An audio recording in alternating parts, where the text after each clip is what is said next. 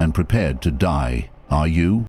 Not because I'm hopeless, not because I seek death, but because I've already died to the parts of me that were weak, selfish, impulsive, and afraid.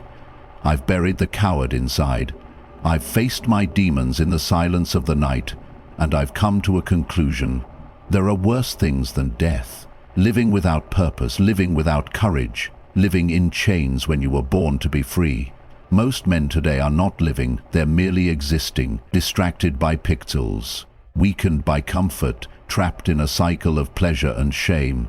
They've traded their birthright for cheap dopamine, their masculinity for acceptance, and their voice for silence. But there's another way, a harder road, a sacred path, and it begins when a man decides, truly decides, that he is ready to die, not as a victim, but as a sacrifice. Greater love has no man than this, that he lay down his life for his friends. In 15:13, we hear that and think of soldiers, of martyrs. And yes, that's true, but on a deeper level, this is about the daily death of the ego, the death of pride, the death of comfort, the death of mediocrity. It's about laying down your selfish desires to become something greater, a man who carries the weight of responsibility, protects what is sacred, and walks in truth, no matter the cost. You don't become that man by accident. You don't stumble into strength. You forge it, in fire, in discipline, and in spiritual battle.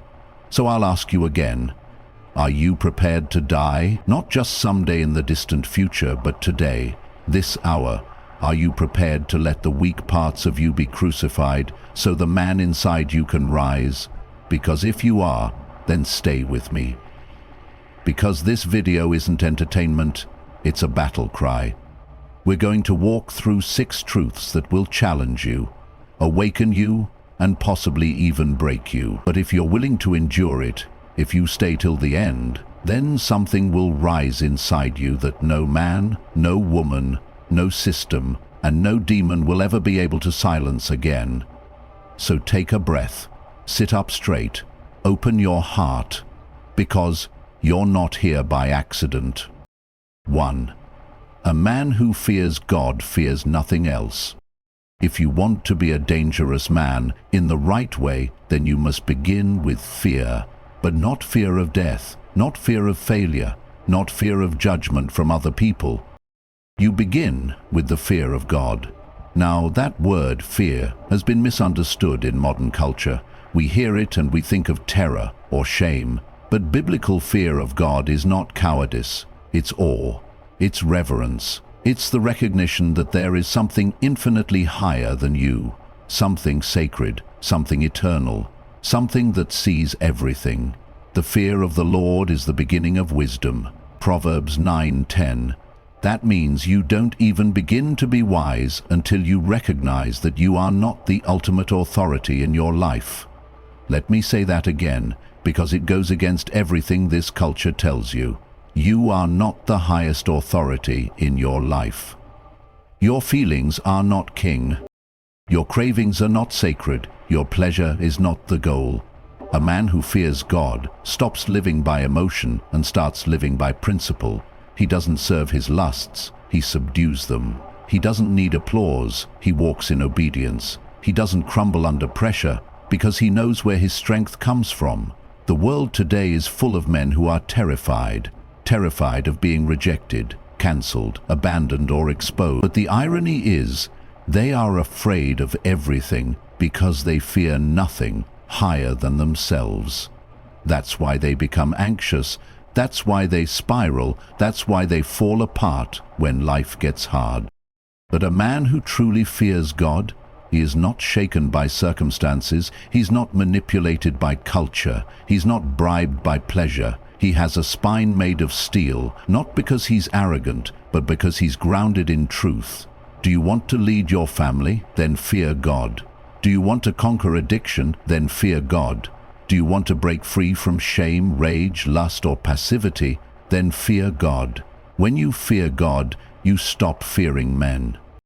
When you fear God, you stop fearing the future. When you fear God, you stop fearing death, because you know this life is not the end, and you are not alone. The Lord is my light and my salvation, whom shall I fear? That's not just poetry, that's a battle cry, because once you walk in the presence of the Almighty, you are no longer a slave to fear. The man who walks with God may stumble, but he never stays down. He may cry, but he doesn't quit. He may lose battles, but he never loses the war, because he knows, I'm not walking alone, and I'm not fighting just for me. So if you want to become truly dangerous, not recklessly destructive, but righteously unstoppable, then start here. Bow to the highest, so you don't bow to the lowest. That's the beginning of true masculinity. That's the beginning of wisdom. That's the beginning of power. 2. Kill the weak man inside you before he kills your destiny.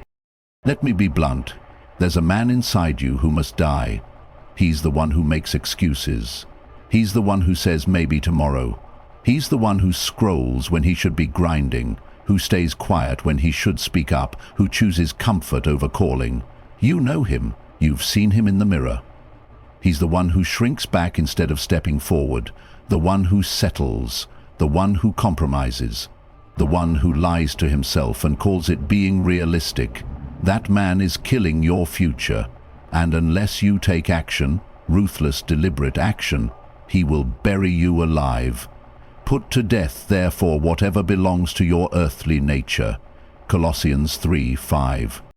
That's not metaphor, that's a command, because weakness doesn't just stay still, it grows.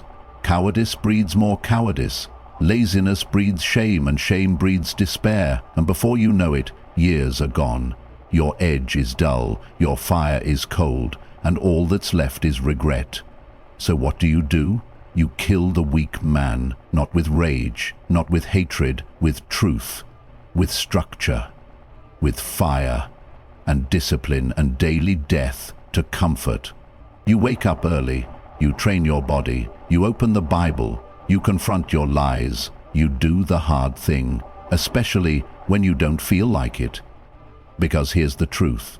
The strongest version of you is waiting on the other side of your excuses.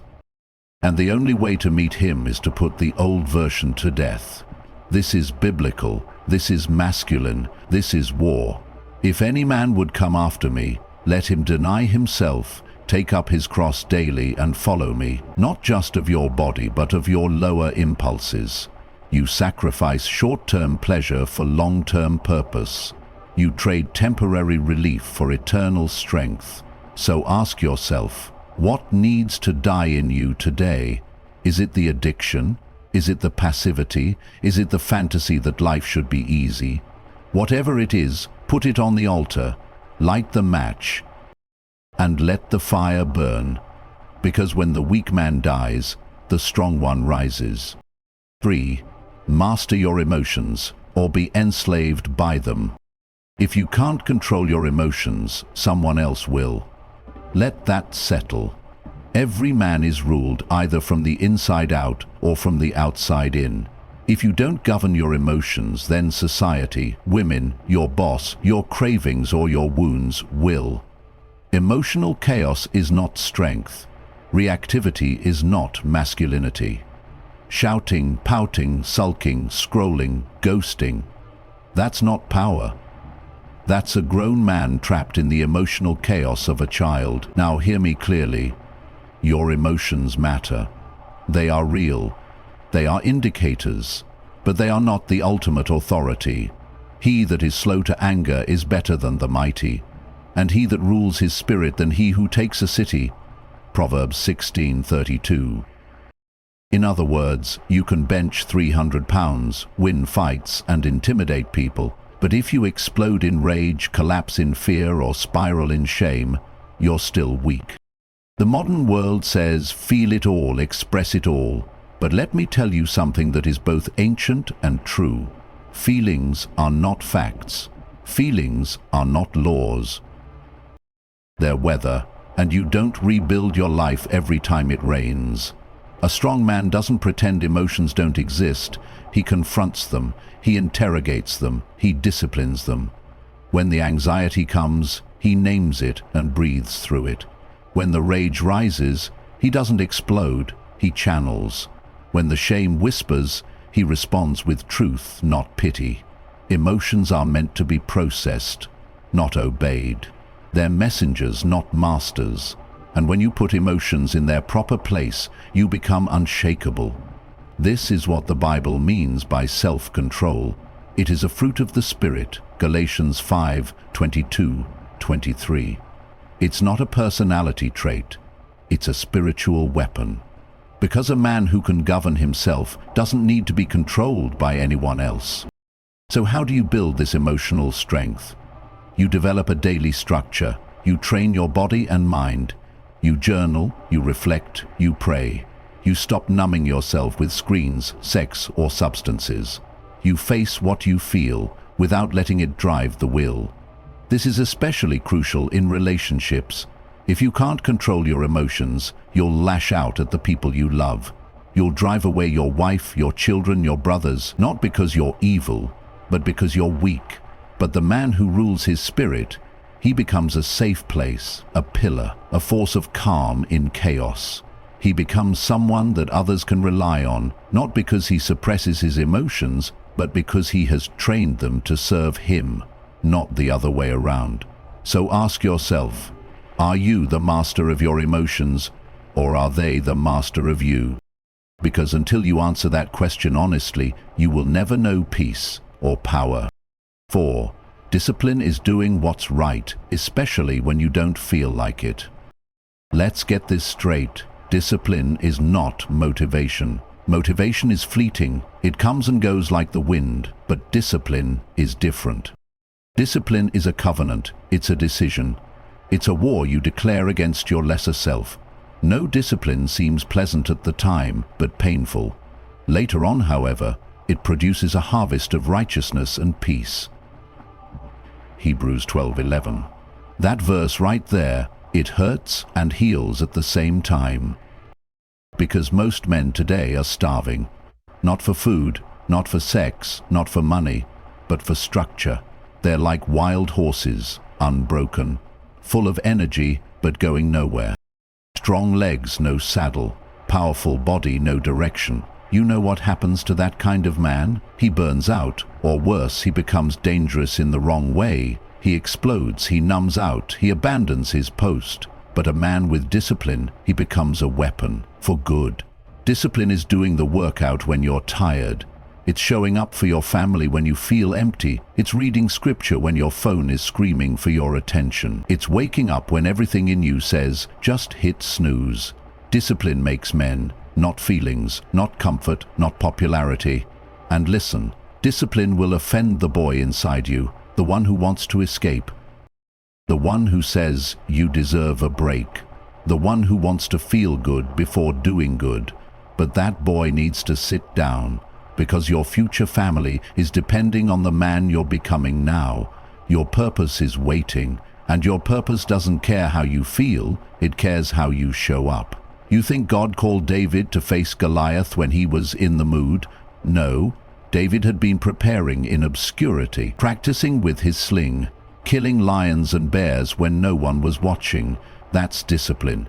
It's doing what's right when no one's clapping, when no one's watching. When it's cold and dark and thankless, because your calling is too sacred to leave in the hands of your feelings.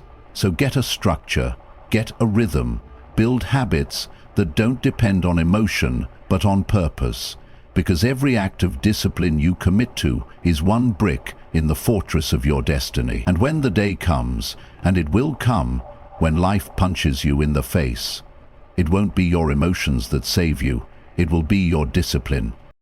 5. Face the dragon. The cave you fear holds the treasure you seek. Every man is avoiding something. There's a dragon guarding the place you must go, a truth you must confront, a pain you haven't dealt with, a conversation you keep dodging, a habit you refuse to break.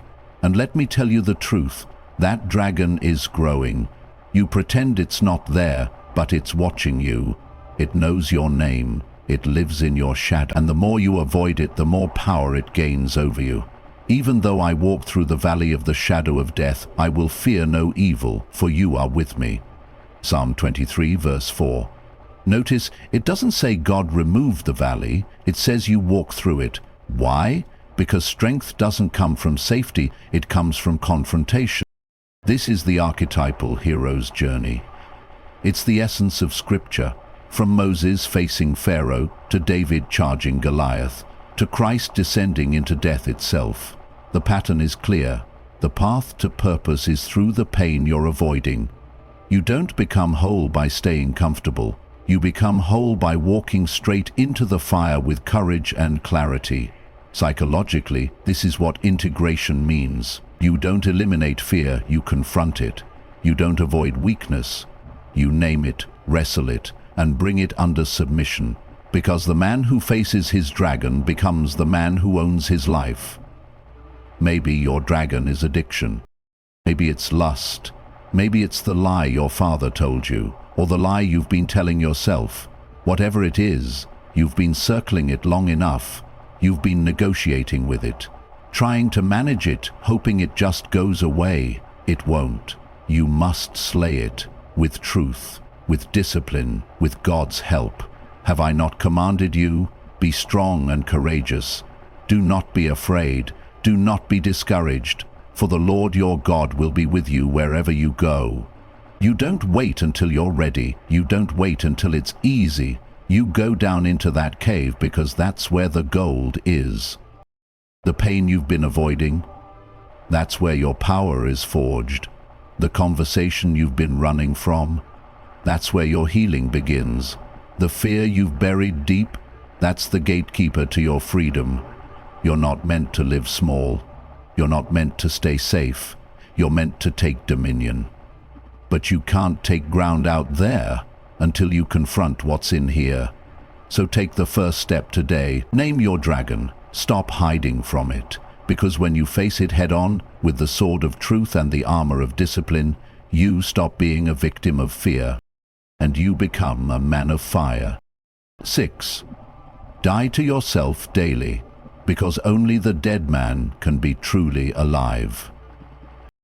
You say you're prepared to die, then let me ask you, have you died to your ego today? Have you died to your pride, your lust, your laziness? Because until you do, you're just surviving, not living. Whoever wants to be my disciple must deny himself, take up his cross daily, and follow me. Luke 9:23. There it is. That's the call. Not to comfort, not to success, not even to happiness. The call is to death. Not physical death, though that will come, but something deeper, more sacred, more terrifying. The death of the false self. You want to be strong? Then you must die to the version of yourself that clings to safety, that resists responsibility, that seeks applause instead of truth, that chooses comfort over calling. You see, most men today are trying to resurrect without crucifixion. They want the crown without the cross. They want power without purity. They want freedom without the cost. But that's not how the soul works. That's not how transformation works. You don't become a man by adding layers of fake strength. You become a man by stripping away everything false, until only what is eternal remains. That's what Christ did. He emptied himself. He submitted. He bled. He descended into death, and then rose in power. And you want to know how to live fully? Learn how to die daily. Die to the urge to dominate. Die to the fantasy that you can do it alone. Die to the lie that you're the center of the universe. Because once the old you dies, what's born is immovable. What's born is disciplined, grounded, fearless, and filled with mission. And the world desperately needs more men like that. Men who carry their cross without complaint. Men who stand when it's easier to run. Men who serve instead of seduce. Men who build instead of blame. So here's the truth. You don't need more advice, you need a funeral. A funeral for the weak version of you that's held you back, and a resurrection of the warrior within who knows his identity, his mission, and his God. Because once you've died to the world has no power over you. You stop living to impress. You stop fearing failure, you start living for something that cannot be taken away. That's true freedom. That's real masculinity. That's life. If this message hit you in the chest, if it stirred something deep in your soul, then do this. Drop a comment below. Tell me what dragon you're ready to face. I read every one. Hit that like button, because this kind of truth needs to be heard. Subscribe right now for more raw, biblical and psychologically real content that builds strong men. Don't just watch this video, live it every single day. Because if you're prepared to die, then, brother, you're finally ready to live. Prepared to die, then you're prepared to live like a king. If you've listened this far, then you're not average. You're not scrolling through life looking for cheap dopamine. You're searching for meaning, for truth, for the real fight. And I'll tell you something few are willing to say. Until you are prepared to die, really die, you are not qualified to live. Because the man who fears death will avoid life. He'll play it safe. He'll submit to mediocrity. He'll worship comfort and serve weakness. But the man who has made peace with death, the man who's laid down his pride, his lust, his false identity, that man becomes unstoppable. He doesn't need approval. He doesn't bow to culture. He doesn't flinch when the fire comes, because something in him is already dead, and something in him has already been reborn. For to me to live is Christ, and to die is gain. Philippians 1:21. That's the mindset of a man who has nothing to lose and everything to give. That's what the world needs. Dangerous men with good hearts. Men who walk with purpose. Men who speak with weight. Men who bleed for something greater than themselves. So I'll leave you with this. If you want to become that kind of man, you must die daily. To comfort, to fear, to sin, to your old self. Because when you do, what rises in its place is something sacred. A man who commands respect without speaking. A man who protects what's holy. A man who walks into the battlefield of life and says, I'm prepared to die. And that's exactly why I will never be defeated.